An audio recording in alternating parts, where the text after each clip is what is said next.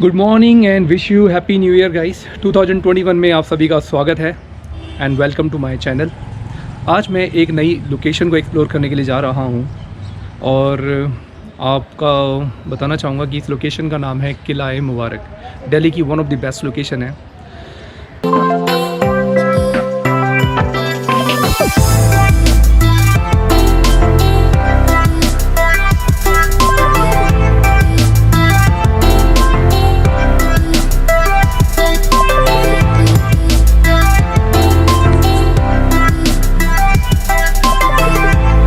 दोस्तों, इस समय मैं जिस लोकेशन के बारे में आपसे बात कर रहा था वो मेरे एकदम पीछे है और देखने के बाद आपको पता लग गया होगा कि ये है लाल किला, हिंदुस्तानी लाल किला।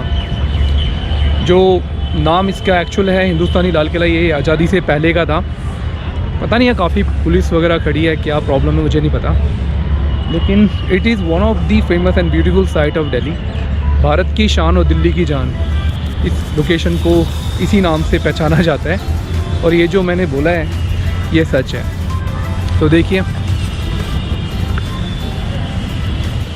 9:41 हो गए हैं और मैं जा रहा हूँ टिकट लेने के लिए। अगर आज एंट्री मिलती है तो डेफिनेटली मैं जाऊँगा। और सुबह का टाइम है, ज़्यादा भीड़ भी नहीं है। अगर आप टाइम से आते हैं तो easily can you travel and all. 9:30 बजे से लेके 4:30 बजे तक यहाँ पर एंट्री होती है।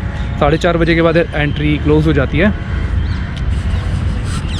तो सबसे अच्छी बात यह है कि जब आप टिकट लेने जाएंगे तो आपको लाइन में नहीं लगना पड़ेगा। आपके पास अगर पेटीएम है तो आप पेटीएम के थ्रू या यूपीआई के थ्रू या क्रेडिट कार्ड या डेबिट कार्ड के थ्रू, मतलब स्कैन करके, देखिए यहाँ पर एक स्कैनर लगा हुआ है मेरे पीछे। और ये जो जितने भी ट्रैवलर्स हैं मेरी तरह, ये सब स्कैन करके टिकट ले रहे हैं। इससे एक फ़ायदा ये तो हुआ कि हम लाइन से बच गए। जब मैं पहले कभी आया करता था यहाँ पर अपने स्कूल टाइम पर, तो बहुत लंबी लाइनों में लगना पड़ता था। तो इसके 2 गेट हैं, एक है लाहौरी गेट है और एक है दिल्ली गेट। और हमें जो एंट्री करनी है वो उस साइड से करनी है, वो है लाहौरी गेट। और मैंने टिकट ले लिया है। इसमें एक प्रॉब्लम कभी कभी आती है, जब यहाँ पर ज़्यादा क्राउड होता है ना, तो स्कैनर काम करना बंद कर देता है और आपके जो पेटीएम वगैरह है उसमें भी कभी कभी नेटवर्क प्रॉब्लम आ जाती है। ये कभी कभी होता है। लास्ट टाइम कभी जब मैं यहाँ पर आया था तो मैंने इस प्रॉब्लम को फेस किया था, लेकिन अभी अर्ली मॉर्निंग में मुझे ऐसी कोई प्रॉब्लम नहीं हुई है। मुझे टिकट मिल चुकी है। चलिए एंट्री करते हैं।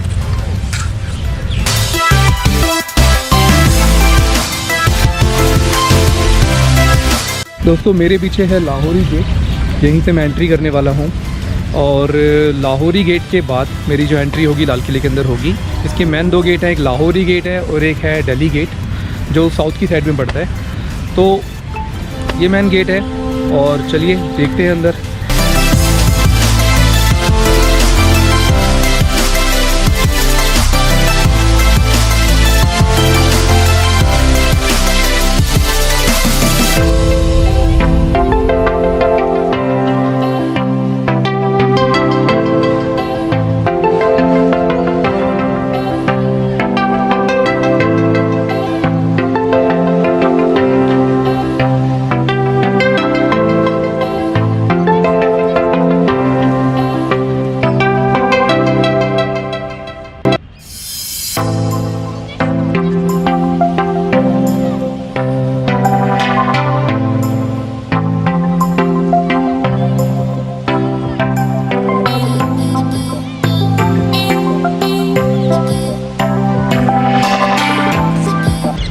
मेरे पीछे जो लोकेशन है इसे कहते हैं लाहौरी गेट की एंट्री के बाद। यहीं से, इसी लोकेशन से हमारे देश के प्रधानमंत्री हर 15 अगस्त को हमारा राष्ट्रीय ध्वज फहराते हैं और देश को संबोधित करते हैं। बहुत ही वैल्यूबल लोकेशन है दोस्तों ये। और मेरे एकदम पीछे आप देखोगे ये है छत्ता चौक। अब छत्ता चौक से आप नहीं समझोगे, एक्चुअल में छत्ता चौक के बाद इसका जो दूसरा नाम है वो मीना बाज़ार है। तो चलिए एंट्री करते हैं, इसके बारे में बताता हूँ मैं। काफ़ी खूबसूरत जगह है ये।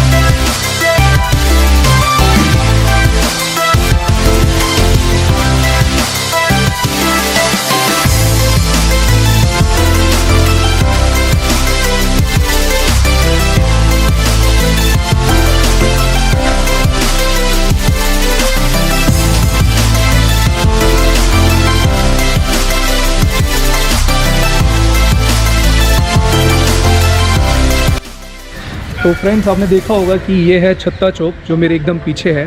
छत्ता चौक मतलब मीना बाज़ार, जहाँ राजा की जितनी भी रानियाँ थी और यहाँ की जितनी भी वुमेंस थी वो यहीं से अपनी परचेजिंग वगैरह, मतलब अपनी मार्केटिंग वगैरह किया करती थी। जो भी उनको परचेज़ करना होता था, शॉपिंग वगैरह, जैसे कि साड़ियाँ ख़रीदना, ज्वेलरी ख़रीदना, जो भी था। हमें it was one of the famous market, और दिल्ली के अंदर ही नहीं पूरे हिंदुस्तान में मीना मार्केट फेमस है, मीना बाज़ार जो है। तो यहाँ पर राजाओं की जितनी भी रानियाँ थी मार्केट शॉपिंग वगैरह किया करती थी।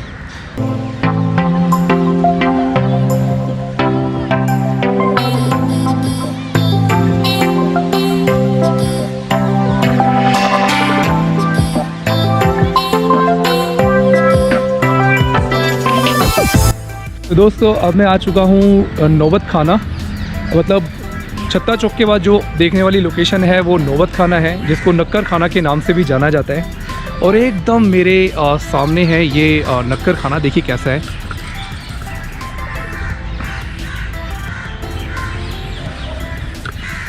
दोस्तों, ये कैसी लोकेशन है नक्कर खाना, जहाँ पर हमेशा म्यूज़िक बजता ही रहता था और एक अच्छा खासा माहौल बना रहता था। जब भी कोई राजा किसी राजा से मिलने के लिए आता था तो उसका स्वागत यहीं से होता था, ताकि जो यहाँ के लोग थे समझ जाते थे, यहाँ के सैनिक वगैरह थे, कि कोई यहाँ एंट्री करने वाला है या वो आ चुका है। बहुत ही पीक लोकेशन है, देखिए।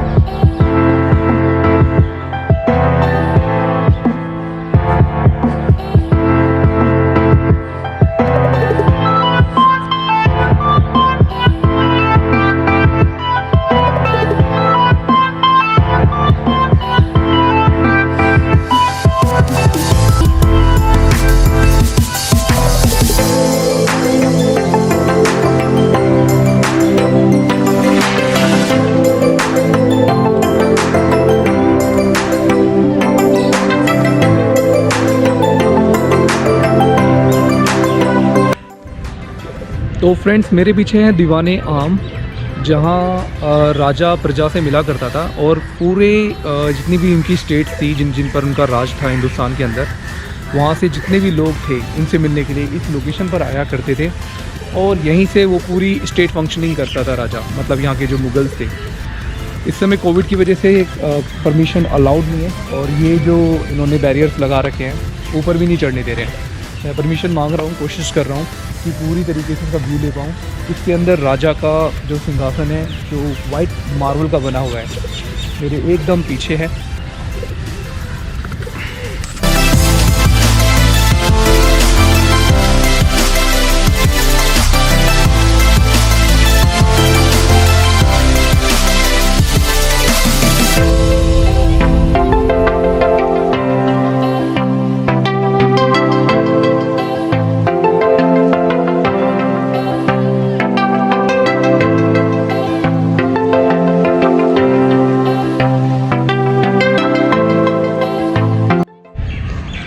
दीवाने आम के बाद अब मैं जा रहा हूँ मुमताज़ महल देखने के लिए।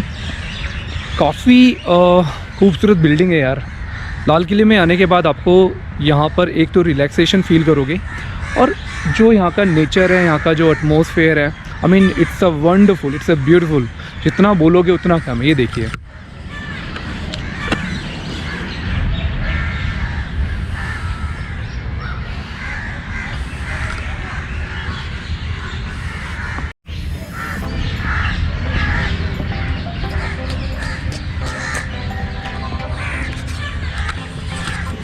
अब मैं जा रहा हूँ मुमताज़ महल को देखने के लिए। काफ़ी ज़्यादा काम यहाँ पर हो रहा है और देखिए यहाँ पर कितने अच्छे रोड्स बनाए गए हैं। जब भी यहाँ कोई टूरिस्ट आएगा यार, कम से कम नीट एंड क्लीन रास्ते देखेगा तो काफ़ी अच्छा लगता है उनको भी। अपने देश की बात जब आती है तो हम लोग इस पर काम करते हैं। इंडियन गवर्नमेंट भी काफ़ी काम कर रही है इन मॉन्यूमेंट्स को सेव करने में और इनको रिपेयर करने में, जो इनको प्रॉब्लम्स आई अब तक।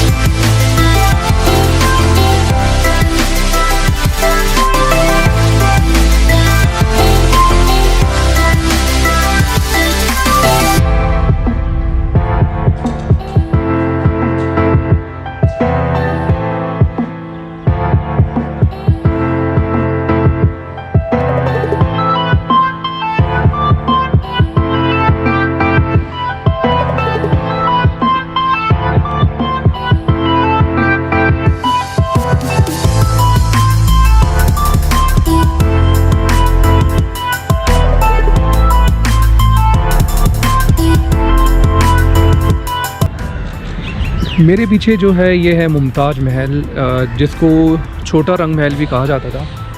काफ़ी खूबसूरत ये यहाँ पर मतलब ये मुमताज़ की याद में बनाया गया था। काफ़ी सारी डिज़ाइनिंग थी जो ख़राब हो चुकी हैं और इस पर रंग पेंट अभी भी चल रहा है, लेकिन काफ़ी हवादार और काफ़ी अच्छी बनावट है इसकी। इसके बाद हम जाएंगे रंग महल देखने के लिए।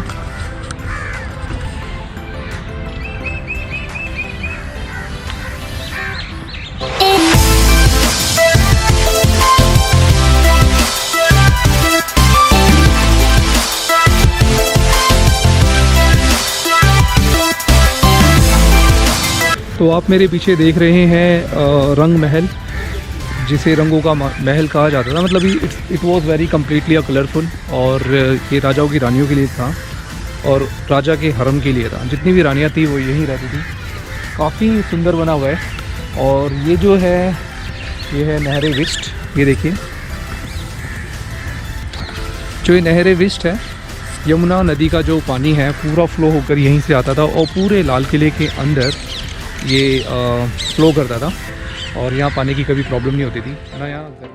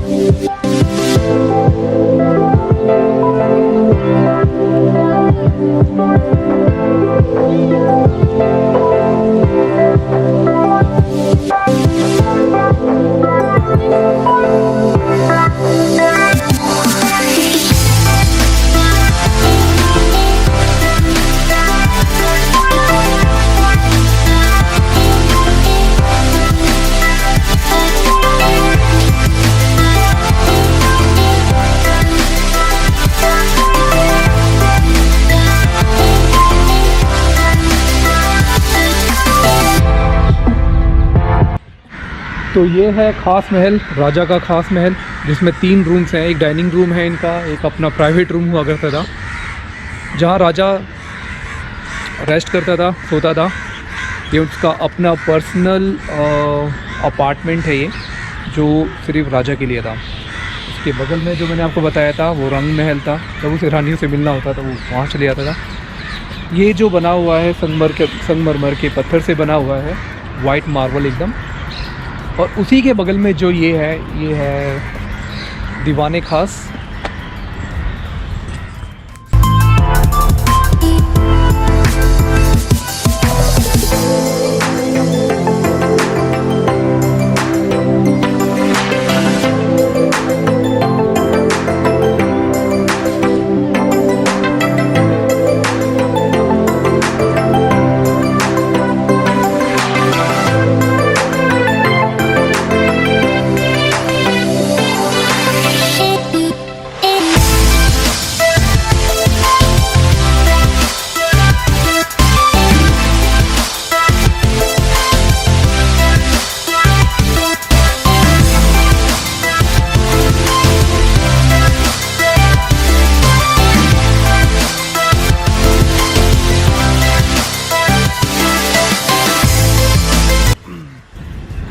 तो मेरे पीछे आप देख रहे हैं दीवाने खास, जो राजा का एक प्राइवेट रूम हुआ करता था, जहाँ पर जितने भी इनके मंत्री शंत्री हुआ करते थे, जो भी इनको डिसीजन लेने होते थे वो यहीं पर आके लिया करते थे। मतलब कि जो बहुत ही इम्पोर्टेंट राजा के मेंबर्स हुआ करते थे, जैसे नवरत्न वगैरह, सैनिक वगैरह, या कोई उनका हायर पोस्ट पे रहने वाला इंसान ही उनसे मिल सकता था, और वो इसी लोकेशन पर आके पीछे की साइड में दीवाने खास में राजा से मिलता था। तो बहुत ही खूबसूरत बना हुआ है, और इसके अंदर काफ़ी हीरे जवाहरात थे, डायमंड्स वगैरह जो लगे हुए थे, मोती वगैरह जो लगे हुए थे।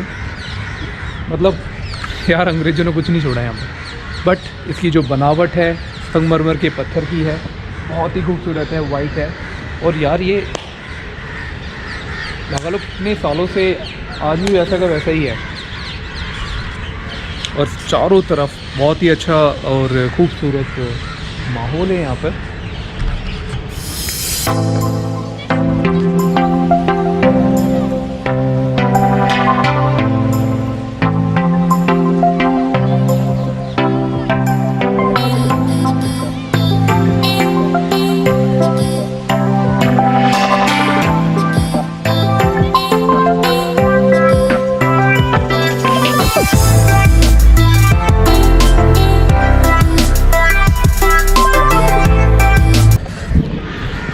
ये है मोती मस्जिद जो मैंने अभी आपको दिखाई है।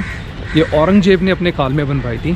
मतलब लाल किले के अंदर जो एक उसकी याद में बनी हुई चीज़ है वो है सिर्फ मोती मस्जिद।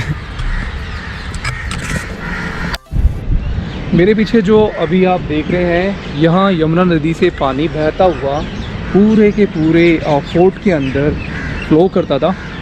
मतलब कि काफ़ी मतलब उस समय भी जो टेक्नोलॉजीज़ थी, रिजर्वेयर वगैरह और बाउली वगैरह हुआ करती थी पानी के लिए, तो ये वही जगह है, और ये काफ़ी गहरी भी है।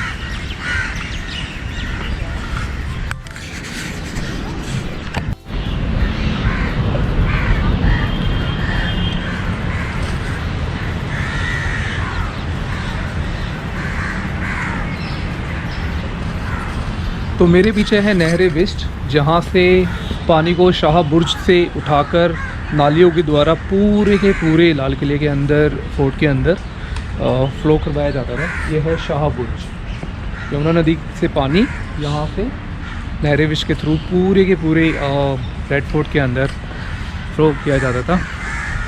और मेरे पीछे है, तो फ्रेंड्स मेरे पीछे ये है प्रिंस क्वार्टर, जहाँ राजाओं के जो प्रिंसेस मतलब बच्चे हुआ करते थे, उनका ये प्राइवेट हुआ करता था। वो यहाँ पर अपना रहते थे, एंजॉय किया करते थे, चारों तरफ की जो ब्यूटी है उसका आनंद उठाया करते थे। आगे चलते हैं।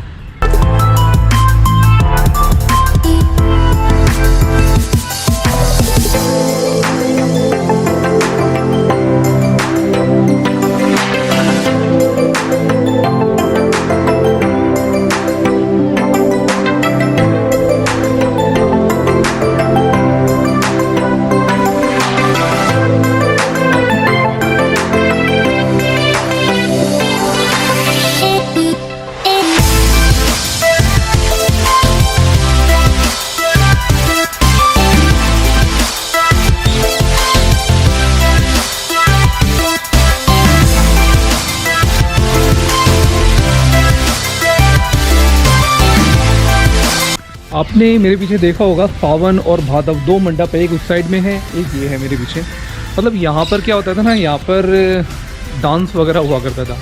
जब भी कोई प्रोग्राम करना होता था यहाँ पर, मतलब यहाँ की जो नाचने वाली हुआ करती थी, डांस करने वाली महिलाएं हुआ करती थी, डांसर आर्टिस्ट होते थे, वो यहाँ पर डांस करते थे।